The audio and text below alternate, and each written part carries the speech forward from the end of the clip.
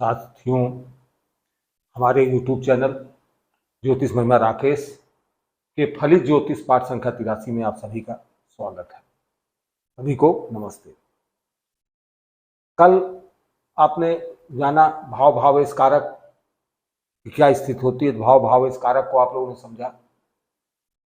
विश्वंतरी दशा की बात भी हमने कल की थी। विश्वंतरी दशा को अभी आपने जो है कि 120 साल की जिंदगी होती है। विश्वंतरी दशा को कैसे देखते हैं, उसमें कौन सी पांचों दशाएं आती हैं कि अंतर्दशा, पत्यंतर दशा, सूक्ष्म दशा, प्राण दशा।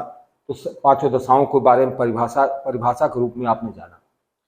अब एक चीज है, जब आप ज्योतिष को सीख रहे हैं तो एक चीज आपको ये भी जानना बहुत आवश्यक हो जाता है कि आदमी का लग्न साधन, ये पत्रिका हम बना देते हैं, पत्रिका को कैसे जो है आप ये जान ले कि इसमें कौन सी महादशा चलेगी। हमने बताया कि फल की गणना करते समय फल तभी पता लगेगा कि जब फल कब देगा, फल कब मिलेगा हमें। तो फल ये बताया आपसे कि महादशा, अंतरदशा, पत्यंतर दशा, प्राण दशा और सूक्ष्म दशा जो है वो फल कथन के लिए आवश्यक होगी।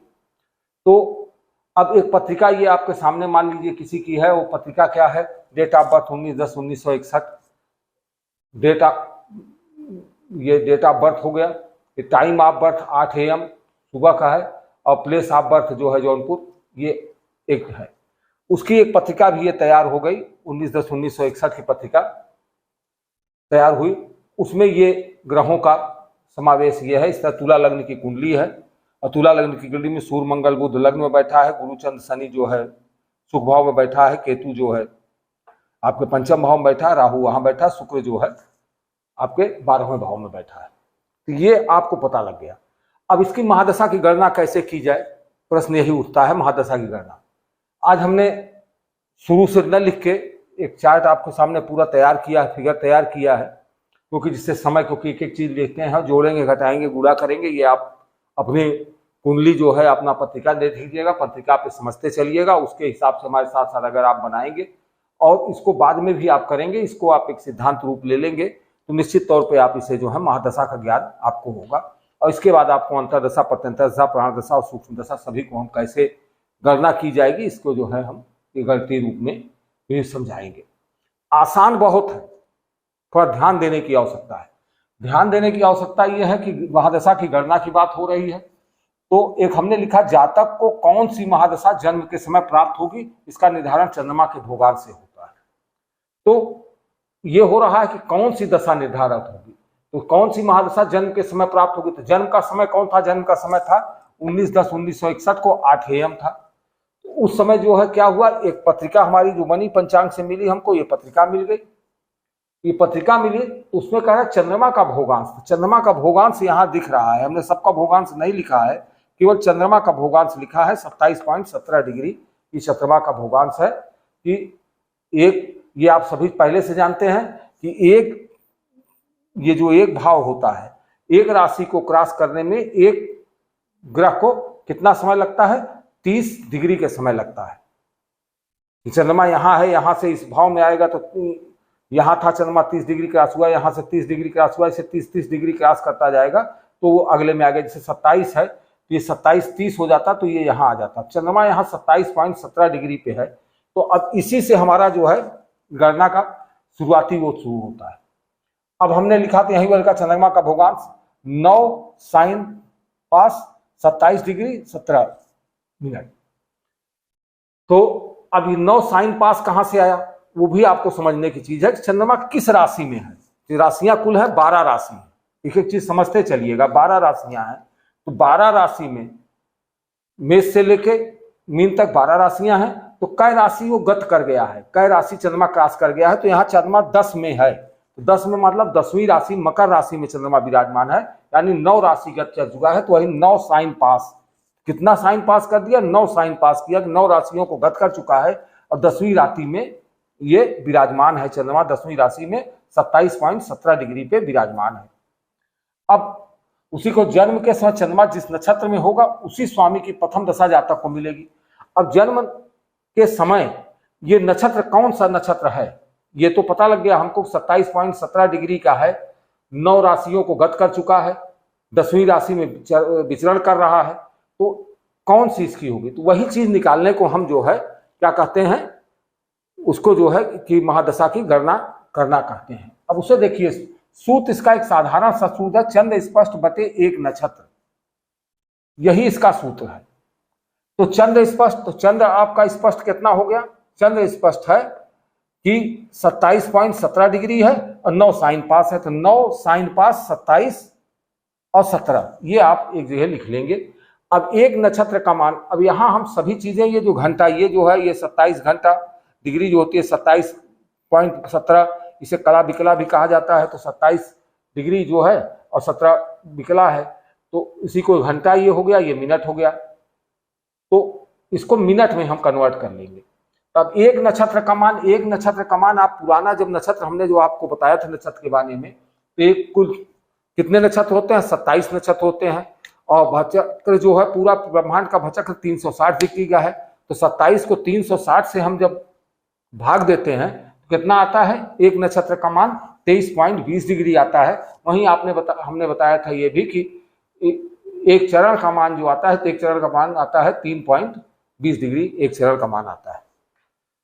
यहाँ चरण से मतलब नहीं होगा, यहाँ पे चरण जो आएगा तो चरण वैसे पता लग जाएगा, आसानी से आपको वहां पता लगेगा। तो अब आप यहाँ देखिए, एक नक्षत्र का मान 13.20 डिग्री है, तो 13.20 डिग्री है, तो 13 को ये घंटे में है, तो इसको हम मिनट में बदलेंगे तो क्या करेंगे, 60 से गुणा कर देते हैं, तो 60 से इसको गुणा करेंगे, आप गुणा करके देख लीजिएगा 780 आएगा। और उसमें हम फिर क्या करते हैं कि ये 20 को प्लस कर देते हैं, ये 20 जो है ये मिनट में चूकी है, तो इस 20 को हमने प्लस कर दिया तो क्या है 800 मिनट। तो हमको क्या ज्ञात हो गया कि एक नक्षत्र का मान 800 पर मिनट होता है।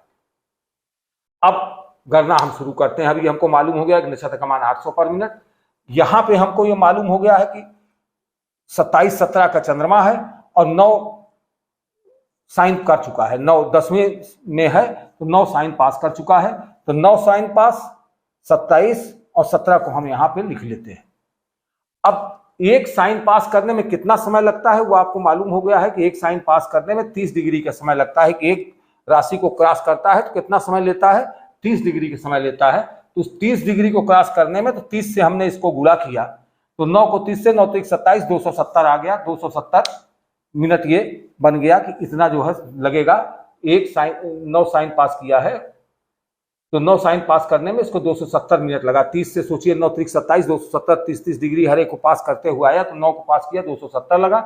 अब यहां ये कह रहा है कि 27 डिग्री पे है, तो 27 डिग्री को हमने इसमें जोड़ दिया, 27 को जोड़ा तो 297 डिग्री ये हो गया कि 297 मिनट इसको लगेगा। यहां तक जहां तक आ गया है चंद्रमा, वहां तक आने में इसको 297 मिनट लगा। प्लस अब 297 मिनट को ये यहां पे लगा, ये तो यहाँ 30 डिग्री से एक साइन पास क्रॉस करा दिए, उसका 27 डिग्री इसमें ले लिए। अब इसको हम जो है मिनट में कन्वर्ट कर रहे हैं, तो मिनट में कन्वर्ट करने के लिए हम 60 से इसको जो है गुणा कर देते हैं, तो 60 से गुणा करेंगे तो मिनट में कन्वर्ट हो जाएगा, तो 17,820 ये जो है आएगा। आप गुणा करके देख लीजिएगा, 6 7 42 का 2 और 9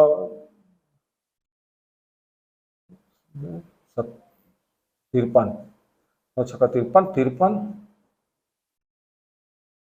और 4 53 4 57 58 8 और 8 में लगे 5 6 दूनी 12 5 17 17,820 तो ये हो गया। अब ये चूंकि मिनट में ही है 17, तो 17 को हमने सीधे सीधे वैसे उतार दिया, तो 17,887 मिनट हमारा आया, 17,887 मिनट आया। अब 17,800 बहुत आसान है, आप समझ रहे होंगे इस तरह से इसको गुणा करें, बस इसको आप ध्यान दीजिएगा और नोट कर लीजिएगा। अब 17,887 मिनट को हम एक नक्षत्र से भाग देते हैं। यहाँ क्या दिया, चंद्र स्पष्ट, तो चंद्र स्पष्ट हुआ 17,887 मिनट, उसको एक नक्षत्र से हम भाग दे रहे हैं। तो एक नक्षत्र से जब हम भाग देंगे तो एक नक्षत्र कितना है, मिनट में जो मान निकाला है ऐसे तो आता है 13.20 मिनट, उसको मिनट में हमने कन्वर्ट कर दिया है तो 800 मिनट आता है। तो 800 मिनट से हमने इसको भाग दिया तो ये 22 बार जाएगा। आप इसको भाग दे के देख लीजिएगा, ये 22 बार जाएगा। तो 22 बार जाएगा तो ये 17,600 हुआ। 800 गुणे 22 बराबर 17,600। बचा कितना, 237 ये आपके पास शेष आ गया। अब यहां हमको पता क्या लगा, अब यही देखिए, यहीं से हमारा सारी गणित यहां से हो रही है और गणित यहां से हमको पता लग जा रही है। यहां से ये कह रहा है कि 22 जो आपका यहां आएगा भागफल आएगा, तो 22 ये बता रहा है कि 22 नक्षत्र जो है क्रॉस हो चुका है, कि चंद्रमा जो है इसी स्थिति की, आपने देखा ना कि यहाँ पे है तो यहाँ किस स्थिति में है, तो चंद्रमा यहाँ पे 22 नक्षत्र गत कर चुका है और 23वें नक्षत्र में चल रहा है, क्योंकि 22 नक्षत्र के बाद भी कुछ संख्या बच रही है, तो 23वें नक्षत्र में चल रहा है। तो 22 नक्षत्र, तो 22वां नक्षत्र ये अभी हम आपको पहले पढ़ा चुके हैं। यहाँ मैंने फिर भी आपकी जानकारी के लिख दिया है कि पहला नक्षत्र अश्वनी, दूसरा भरणी, तीसरा कृतिका, चौथा रोहिणी, पांचवां मृगशिरा, छठा आद्रा, सातवां पुनर्वसु, आठवां पुष्प, नवां अश्लेषा, 10वां मघा, 11वां पूर्व फाल्गुनी, 12 उत्तर फाल्गुनी, 13 हस्त, 14 चित्रा, 15 स्वाति, 16 विशाखा, 17 अनुराधा, 18 ज्येष्ठा, 19 मूला, 20 पूर्व आषाढ़ा, 21 पूर्व उत्तर आषाढ़ा, 22 श्रवण और 23 घनिष्ठा। तो अब आपको यहाँ पता लगा कि 22 नक्षत्र हुआ, तो 22 नक्षत्र क्या है, तो श्रवण नक्षत्र तक यानी चंद्रमा के नक्षत्र तक ये पार कर चुका है। अब आ गया क्या 23वें नक्षत्र, क्योंकि ये जो बचा हुआ है ये आपका 23वां नक्षत्र हुआ। तो 23वां नक्षत्र आपका कौन सा रहा, 23वां नक्षत्र आपका घनिष्ठा नक्षत्र है। तो घनिष्ठा नक्षत्र में, और घनिष्ठा नक्षत्र किसका है, घनिष्ठा नक्षत्र यहाँ दिखाई दे रहा है मंगल का नक्षत्र है। इस नक्षत्र में ये विचरण कर रहा है। किसमें विचरण कर रहा है, घनिष्ठा नक्षत्र में विचरण कर रहा है। मंगल का नक्षत्र है, मंगल 7 वर्ष ये होता है। इतनी चीज आपको समझ में आई। जातक का जन्म हमने यहाँ लिख भी दिया। जातक का जन्म के समय 23वां नक्षत्र चल रहा है जो मंगल का है। महादशा के समय 7 वर्ष है और घनिष्ठा नक्षत्र है, घनिष्ठा नक्षत्र है, घनिष्ठा नक्षत्र है। अब ये तो आपको पता लग गया कि एक चीज आपको आ गई कि क्या हुआ कि घनिष्ठा नक्षत्र में जो है इसका जन्म जो है घनिष्ठा नक्षत्र में हो गया। अब घनिष्ठा नक्षत्र में हुआ, मंगल का नक्षत्र है, मंगल के नक्षत्र में तो महादशा इसको जन्म के समय कौन सी महादशा मिली, जन्म के समय इसको मिली मंगल की महादशा मिली। इस व्यक्ति का जन्म जब भी हुआ होगा तो उस समय इसकी पहली महादशा जो इसको प्राप्त हुई वो मंगल की महादशा प्राप्त हुई। तो मंगल की महादशा प्राप्त होने पे ये है कि कितना है कि 22 नक्षत्र, 22वां नक्षत्र ये पाने से मंगल नक्षत्र, अब उसमें कितना भोग समय बचा है। तो समय देख रहे हैं कि 22वें नक्षत्र में चल रहा है, 23वें नक्षत्र में मौजूद है। 22 नक्षत्र बीत चुका है, 23वें नक्षत्र में मौजूद है। तो 23वें नक्षत्र में भी 237 ही बचा है। जबकि होता क्या है, एक नक्षत्र का मान कितना है 800 है, 800 में शेष वो चल चुका है, 237 जो है उसमें शेष है, इतना अभी चलना बाकी है, इतना चल चुका है, 237 चल चुका है। तो उसको भी निकाल लेते हैं हम। अब 800 एक नक्षत्र का मान है, 237 वो चल चुका है, तो माइनस इसमें से 237 कर दिया। भुक्त इतना, भुक्त मतलब ये भोग कर चुका है, ये भोग कर चुका है, ये भोग कर चुका है। अब भोग इतना भोग मतलब 23वें नक्षत्र में भोगने के लिए इतना भोग मतलब भोगने के लिए शेष है,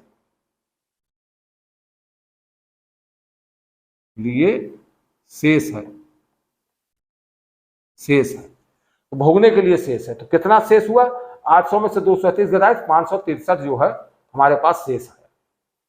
तो 563 अभी इसको जो है भोगना है।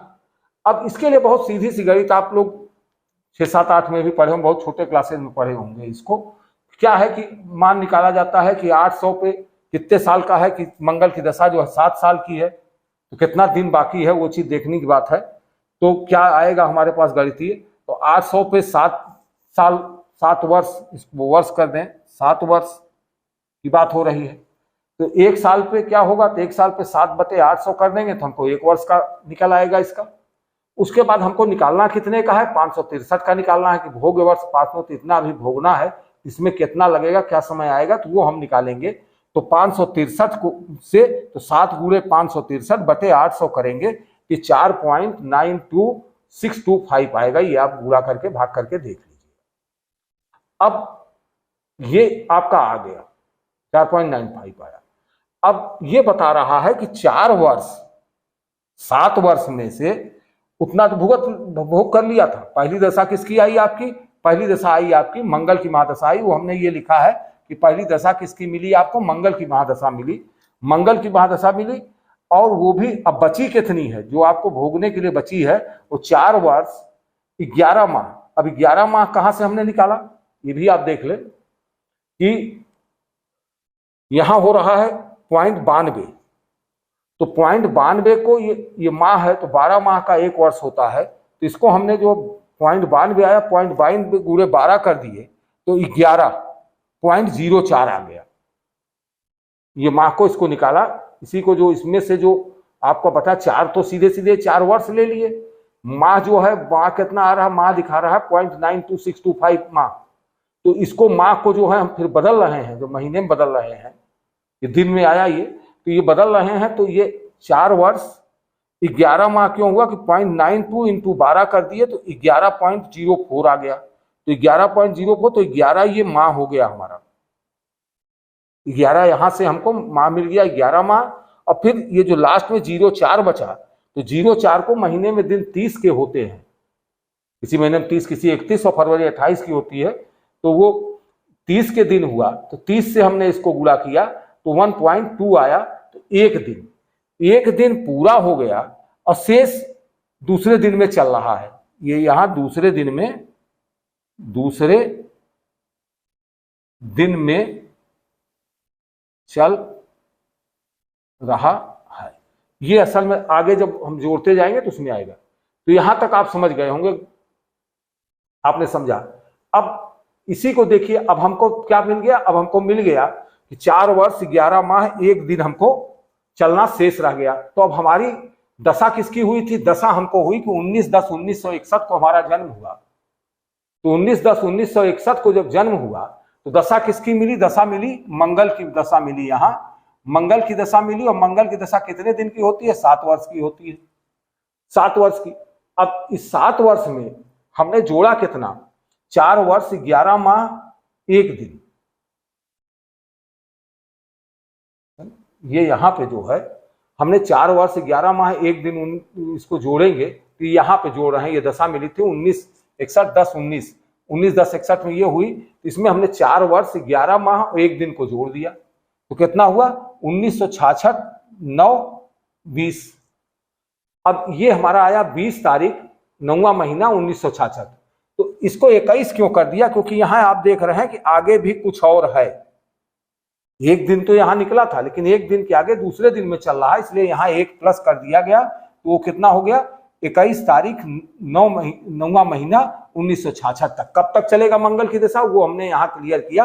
21/9/1966 तक मंगल की दशा ये जो है आपकी रहेगी। अब मंगल के बाद आपके राहु की दशा जो है, अब पहली दशा निकालने में सारी मेहनत करनी है। आगे की दशाओं में आपको दिक्कत नहीं है। आगे की दशाओं में दिक्कत इसलिए नहीं कि अब यहाँ पे हमने लिख दिया है कि अब अगली दशा किसकी है, राहु की। राहु 18 साल है, 18 वर्ष इसमें आप जोड़ देंगे तो 18 वर्ष आपने जोड़ दिया तो राहु की दशा मिल गई। तो राहु की दशा कब तक रहेगी, 20/9/2084 तक राहु की दशा रहेगी। अब राहु की दशा के बाद कौन सी दशा आएगी, गुरु की दशा। तो गुरु की दशा 16 साल, तो गुरु की दशा 16 साल आएगी। तो 16 साल को हमने यहाँ प्लस किया, तो 16 साल प्लस किया तो 20/9/2020 तक हमको किसकी दशा मिलेगी, गुरु की दशा मिल जाएगी। क्लियर हो गया गुरु। तो अब गुरु के बाद जो है आपकी आती है शनि की दशा आती है। तो शनि की दशा आएगी, तो शनि की 19 साल की महादशा होती है। तो 19 साल को हमने यहाँ जोड़ दिया सीधे सीधे, तो 19 साल को जोड़ा तो ये 21/9/2019 तक हमको शनि की महादशा मिल जाएगी।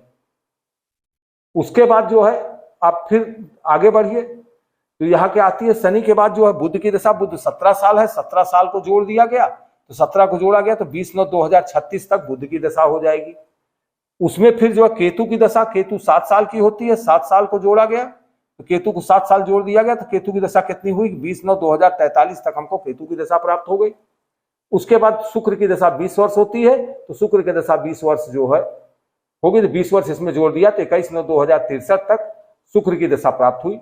उसके बाद सूर्य की दशा है, सूर्य 6 वर्ष है, 6 वर्ष इसमें जोड़ा गया तो 21/9/2069 तक क्या हुआ, सूर्य की दशा हुई। और उसका चंद्रमा की दशा है, अंतिम दशा चंद्रमा की, उसके बाद 10 वर्ष की होगी, तो 10 वर्ष, और इसको पूरा जोड़ेंगे तो ये 120 वर्ष आएगा, 120 वर्ष की दशा। तो सबसे कठिन चीज क्या होती है, पहली दशा प्राप्त करना। पहली दशा जो है हमारी, पहली दशा किसकी चल रही है और इस तारीख को कितना हम उस दशा को भोग चुके थे और कितना भोगने के लिए शेष था। तो भोगने के लिए जो शेष था वो यहाँ से आपको प्राप्त हो जाता है। 4 वर्ष 11 महीने 1 दिन प्राप्त हुआ, और उसी को आप उसमें जब जोड़ देते हैं तारीख में, तो अगली दशा आपकी दशा जो है इस मंगल की दशा कब समाप्त होगी ये आपको पता लग जाता है। उसके बाद अगली दशाओं में जिनकी दशाओं के जो जो दशाओं है इसे याद कर ले। ऐसे बार बार अपने कुंडली पे यदि प्रैक्टिस करेंगे, जितना ज्यादा प्रैक्टिस करेंगे उतने आसानी से इसे जो है कोई बहुत कठिन नहीं है। कल अब हम अंतरदशा की बात करेंगे कि अंतरदशा कैसे जो है डिफाइन किया जाए, कि अंतरदशा, प्रत्यंतर दशा, प्राण दशा और सूक्ष्म दशा, इसे भी धीरे धीरे आपको हम सभी को डिफाइन करके बता देंगे। इसको हम लिख के इसलिए बना दिए थे कि ज्यादा समय न लगे, क्योंकि इस समय जो है कुछ ऐसे चैप्टर्स हैं कि जिसमें समय बहुत ज्यादा लग रहा है, और थोड़ा आप पेशेंस रख के इसे ध्यान से सुनेंगे तो ज्योतिष को बहुत अच्छे ढंग से समझ पाएंगे। और आशा करते हैं कि आज के चैप्टर को आपको अच्छा लगेगा, और अपने विचार जो है इसको सब्सक्राइब करते रहिए, क्रम से इसको जो है पढ़ते रहिए, क्रम से इसे देखते रहिए, और बेल आइकन बेल को दबा दीजिए, जिससे कि जो है आने वाले नए वीडियो आपको तुरंत प्राप्त होते रहें। तो आज के लिए इतना ही। सभी को नमस्ते, धन्यवाद।